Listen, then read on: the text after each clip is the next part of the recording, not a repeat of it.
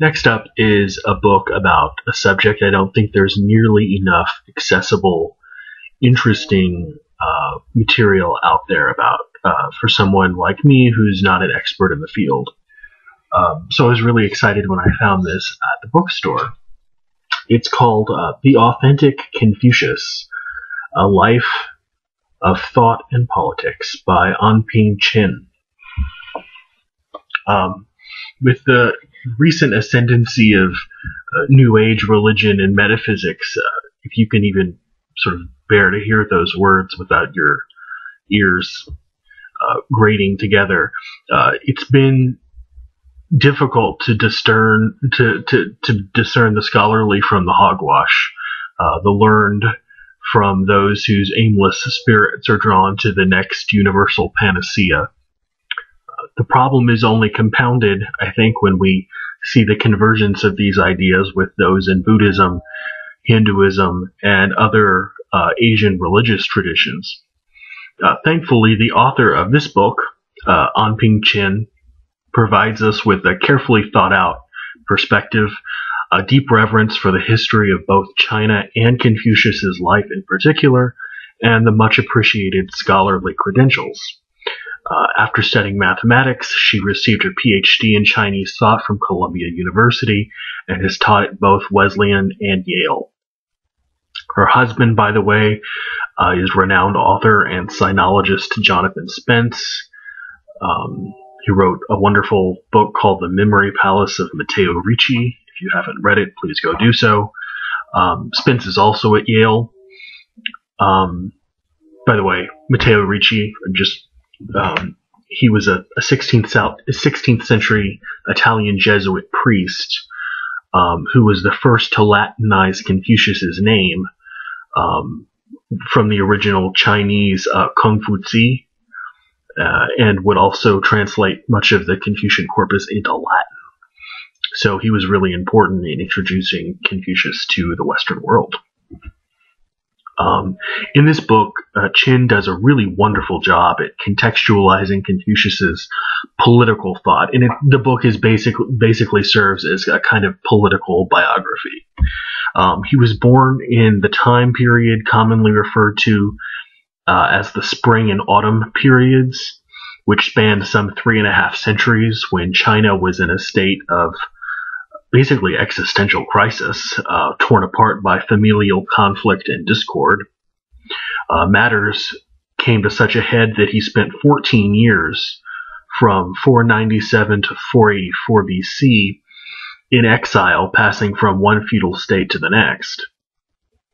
Only later does he return to his home state of Lu as a reluctant political advisor to the emperor.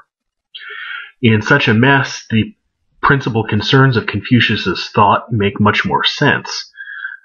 In emphasizing the rites, customs, and social mores that he saw as the fabric of Chinese society, and if you're at all familiar with Confucian tradition, they certainly do revolve around those things. He thought he could restore order and propriety and the piety that had been lost in all of the fighting.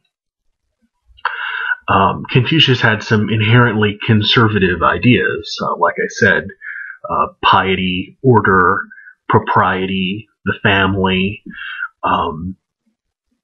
conservative in the purest sense, as in, something we need to keep, something we need to conserve.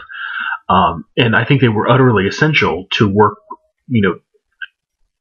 that are still, well, not still today, but up until about 100 years ago, these ideas were central to Chinese civil service tests up through the end of the Qian dynasty, which fell, of course, in 1912, with a moribund resurgence about 5 years later.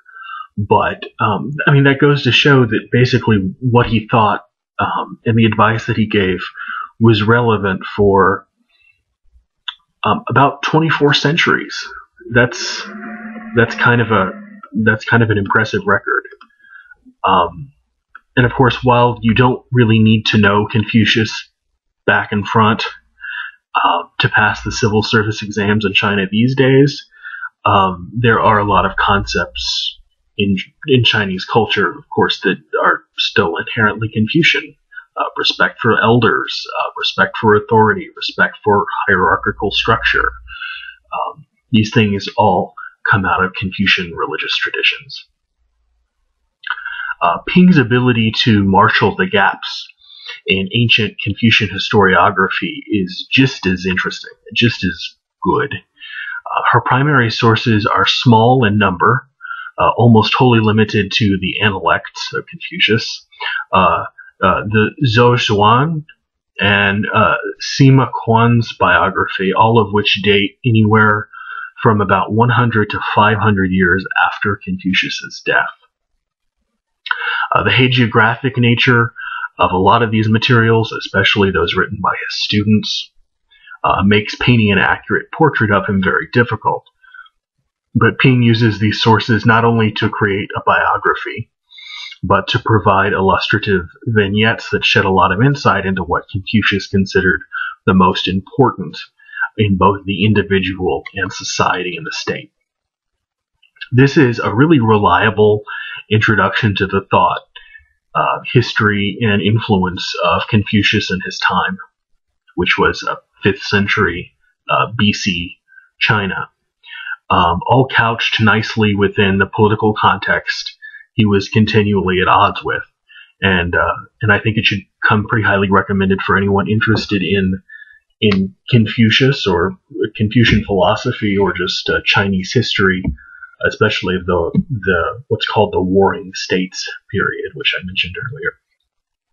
Really interesting book, and by not some crank, but actually someone who knows what they're talking about. The Authentic Confucius, A Life of Thought and Politics by Annping.